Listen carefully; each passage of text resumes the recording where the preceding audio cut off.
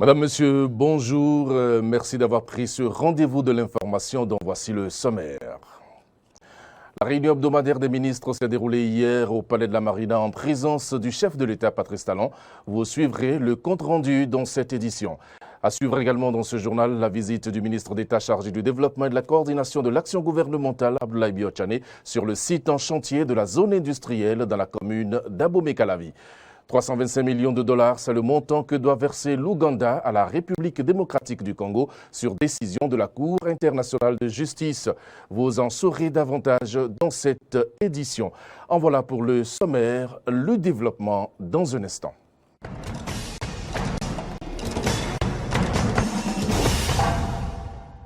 Encore une fois, bonjour et merci de choisir les informations sur Eden Télévision. Le Conseil des ministres s'est réuni hier sous la présence effective du chef de l'État, Patrice Talon.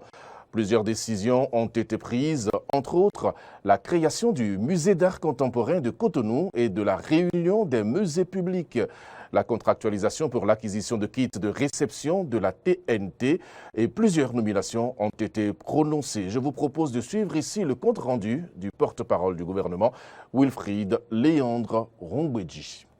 Au chapitre des mesures normatives, création du musée d'art contemporain de Cotonou et de la réunion des musées publics. Le musée est créé dans le but de donner corps à l'ambition du gouvernement de réhabiliter le tissu muséal national et de valoriser la création plastique. Destiné à offrir une ouverture sur le patrimoine culturel national, mais aussi sur la création contemporaine, il aura pour mission essentielle la sauvegarde, la valorisation et la promotion de l'art contemporain béninois. Quant à la réunion des musées publics, il s'agit d'un établissement public en charge de la gestion de l'ensemble des musées publics de notre pays. Sa gestion s'étend dans un premier temps aux infrastructures culturelles en cours de construction ou de réhabilitation telles que le Musée international de la mémoire de l'esclavage, celui de l'épopée des Amazones et rois du Dahomey, le Musée international du Vaudou, le musée Alessandre Senou à Dandé et le musée romain. Son portefeuille pourra ensuite être élargi à tout autre musée dont la gestion lui sera confiée. Au titre des autres mesures normatives, ont été adoptés les décrets fixant les modalités de création, d'organisation et de fonctionnement des centres d'accueil et de protection de l'enfant en République du Bénin, les conditions et modalités de délivrance des agréments pour la fabrication et l'importation du tabac, ses dérivés et assimilés en République du Bénin, ainsi que le décret portant approbation des statuts du laboratoire d'études et de surveillance environnementale. S'agissant des communications, contractualisation pour l'acquisition de kits de réception de la TNT, compte rendu du recensement complémentaire des artisans du Bénin. Ce recensement s'est déroulé sur toute l'étendue du territoire national du 23 août au 16 septembre 2021 et a permis d'enrôler 211 217 nouveaux acteurs, portant l'effectif total d'artisans inscrits dans la base à 452 246 personnes provenant des 8 branches d'activité répertoriées dans le secteur. Après cette étape, la suite des actions, conformément à la feuille de route, conduira à la mise en place de la Chambre des métiers de l'artisanat du Bénin. Au chapitre des rencontres et manifestations internationales, le Conseil a autorisé la participation du Bénin au 6e sommet des chefs d'État et de gouvernement de l'Union africaine et de l'Union européenne à Bruxelles, en Belgique, les 17 et 18 février 2022. Enfin, au chapitre des mesures individuelles, les nominations ci-après ont été prononcées sur proposition des ministres respectifs. Au ministère du numérique et de la digitalisation, directeur de la planification, de l'administration et des finances, M. Marius Ataï Guédégui. Conseiller technique au numérique et à la digitalisation, M. Régis Donald Hontin-Fendé. Au ministère des petites et moyennes entreprises et de la promotion de l'emploi, directeur de la planification, de l'administration et des finances, M. Noreini Moussa, je vous remercie. Wilfried Léandre Rumbedji, porte-parole du gouvernement. Je l'annonçais en titre, le ministre d'État chargé du développement et de la coordination de l'action gouvernementale, Abdoulaye Biotchane, accompagné de certains membres de son cabinet, était ce mardi en visite sur le chantier de construction de la zone industrielle de Glodjibé dans la commune d'Abomey-Calavi. L'autorité est allée s'imprégner de l'évolution des travaux après sa dernière visite du 25 novembre 2021. Le point avec Clémence Tonoucoin. Cette nouvelle visite du ministre d'État chargé du développement et de la coordination de l'action gouvernementale s'inscrit dans le cadre du suivi du chantier de la zone économique de Glodjibé. Elle fait suite à celle du 25 novembre dernier. Au cours d'une séance de travail qui a précédé la visite guidée du site, il a été présenté à l'autorité l'état d'avancement des travaux. Le ministre Abdoulaye Biotchane n'a pas caché sa satisfaction. Les 4 principaux engagements qui ont été pris par l'État, nous sommes largement en avance. L'amener du très haut débit de l'Internet est réalisée. L'eau potable sur le site est déjà disponible. L'électricité, qui était un point crucial le 25 novembre quand j'étais ici, est désormais disponible. Nous venons de visiter ensemble la sous-station. La route, qui est la dernière infrastructure, vous le voyez, est en train d'être construite de part et d'autre. Et donc pour le gouvernement, je peux dire que les principaux engagements qui ont été pris pour fin décembre sont largement respectés. Abdoulaye Biotchane s'est dit également satisfait des avancées du côté de la société d'exploitation du site. Du côté de la société d'exploitation, beaucoup de choses sont faites. Nous avons visité ensemble la sous-station électrique. Nous avons vu les voies à l'intérieur. Nous pouvons voir l'état d'avancement des bâtiments qui vont abriter les différents services. Et donc, je crois que là aussi, il y a des progrès substantiels qui sont constatés. Et je peux dire que l'engagement qui est d'ouvrir l'infrastructure, de rendre opérationnelle la zone économique d'ici la moitié de l'année, va être largement respecté. À la date d'aujourd'hui, 24 entreprises ont déjà signé leur contrat de réservation de domaine sur le site. L'inauguration du site est prévue pour mai prochain. Une autre information à la page Nation. Depuis 2 jours se tient à Cotonou la 2e édition du Festival international des films des femmes de Cotonou. Une édition placée sous le thème « Regard du cinéma africain sur le pouvoir économique de la femme rurale ». Plusieurs personnalités cinéphiles étaient au rendez-vous de la cérémonie d'ouverture. Nous revenons sur cette information avec Géraud Dadjomaï.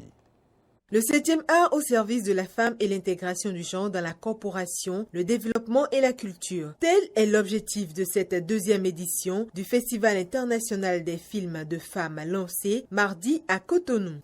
Ce festival est une opportunité pour promouvoir et faire avancer les droits des femmes, notamment celles rurales. Nous plaidons donc pour toutes ces filles qui, au nom de la culture ou à cause de la précarité, n'ont pas la chance de développer leur plein potentiel ou de concrétiser leurs rêves. Pour toutes ces femmes qui se heurtent quotidiennement à des obstacles en raison de la discrimination fondée sur le genre et des normes sociales. Pour toutes ces femmes rurales qui, malgré leur volonté de s'engager dans la vie économique, font face à un accès inégal à l'instruction, aux soins de santé, à la propriété, aux sources de financement et aux autres services. Au menu, projection de films, conférences débats, dating et visites touristiques, tout ceci sous l'œil avisé d'un jury au profil adéquat selon les organisateurs. L'édition 2022 du Festival international des films de femmes de Cotonou a reçu une invitée spéciale, Madame Fatou Jupiter Touré, actrice, réalisatrice, productrice sénégalaise et ambassadrice des Nations Unies. Nous avions hâte que les activités autour du cinéma reprennent. Donc, fêtons le cinéma comme il faut, fêtons les femmes et surtout n'oublions pas Aucun rêve n'est trop grand, tout est possible. En somme, une célébration placée sous le sceau des Amazones. À cette occasion, différents acteurs culturels féminins ont été distingués avec le soutien de l'Union européenne. La promotion de l'égalité des genres et des chances est une grande priorité pour l'Union européenne. L'objectif est que chacun et chacune ait le même pouvoir de façonner la société et sa propre vie. Promouvoir une indépendance économique égale pour les hommes et les femmes, combler l'écart de rémunération entre les genres, améliorer la parité homme-femme dans la prise de décision et mettre fin aux violences sexuelles. Nous avons inscrit tout cela noir sur blanc dans notre 3e plan d'action pour l'égalité des genres. L'Union européenne œuvre chaque jour pour le progrès. C'est une cérémonie riche en couleurs, au rythme et danse de la compagnie féminine Pépitard. Parlons à présent de l'excès de vitesse qui s'observe sur le tronçon Kalavik-Bota-Kokokodji. En cours de finition, de nombreux cas d'accidents sont enregistrés au quotidien sur ce tronçon dans la commune d'Abomey-Calavi. Une équipe de notre rédaction a effectué une descente sur le dit tronçon. Je vous propose à présent de suivre le reportage.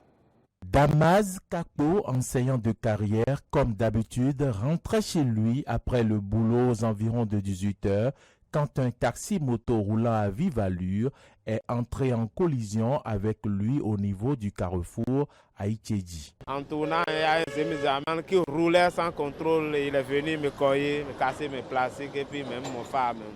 Un cas d'accident parmi la pléthore enregistrée au quotidien sur ce tronçon Kalavik-Bota-Kokokodji qui bénéficie jusque-là des travaux de finition.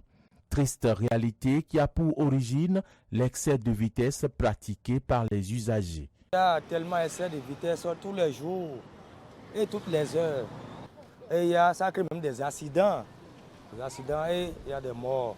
Dans la soirée où il y a de l'embouteillage, où les gens devaient normalement conduire avec l'intelligence et aller avec la bonne vitesse, certains filent parce qu'ils sont très pressés pour rentrer chez eux à domicile. Confrontés aux conséquences de l'excès de vitesse, les riverains du tronçon Kalavik-Bota-Kokokodji invitent à une prise de conscience. C'est vrai, les routes sont bonnes, il faut circuler sans souci, mais il faudra qu'on maîtrise la vitesse. Lorsqu'il y a excès de vitesse, ça nous conduit toujours à des accidents. Il faut que la population aussi prenne conscience et de rouler doucement. Excès de vitesse n'est pas une bonne éducation. Les usagers de rouler doucement, il faut qu'ils roulent dans les normes. La prudence est mère de sûreté et rien ne vaut la vie humaine. Les automobilistes et motocyclistes doivent donc respecter le code de la route en évitant l'excès de vitesse qui reste une infraction punie par la loi en République du Bénin.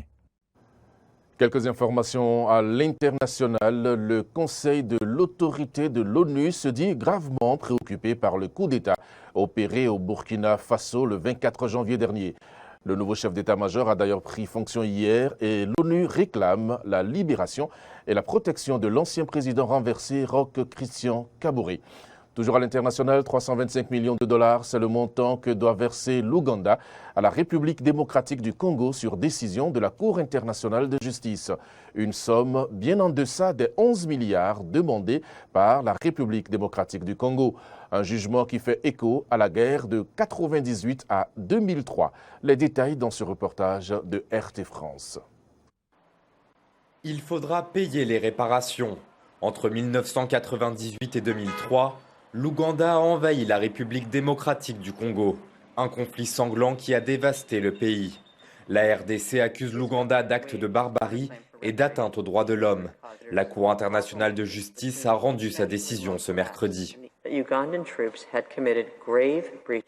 Les troupes ougandaises ont commis de graves violations du droit international humanitaire, en vertu desquelles l'Ouganda a le devoir d'enquêter, de poursuivre et de punir les responsables de la commission de ces violations. La Cour internationale de justice a jugé que l'Ouganda devrait verser 225 millions de dollars pour les pertes en vie humaine, 40 millions de dollars pour les dommages aux biens et 60 millions de dollars pour les dommages aux ressources naturelles. Une décision qui fait la joie des Congolais. C'est une très bonne justice que nous accueillons. C'est des choses qu'on peut même applaudir. Parce que les Ougandais sont conscients qu'ils ont volé nos biens. Et aujourd'hui, ils doivent restituer ces biens-là. L'Ouganda a été condamné, c'était un motif de fierté pour nous parce que cette condamnation va dans le sens de la dissuasion de tout autre État qui tenterait de mener des activités militaires sur un autre État indépendant, ça son accord. Mais la désolation, parce que le montant pour lequel l'Ouganda a été condamné, 325 millions, c'est un montant très minime. Aujourd'hui, l'armée ougandaise est de retour au Congo où elle mène un combat aux côtés de l'armée congolaise contre une branche de l'État islamique. Une lutte commune, malgré les relations difficiles entre les deux pays. Voilà, ce sera tout pour cette édition. Merci de nous avoir suivis. L'information continue sur nos différentes plateformes Facebook, Twitter et YouTube et sur notre site internet www.benin-eden.tv. Bon appétit à chacun et à tous et à la prochaine édition de nos informations.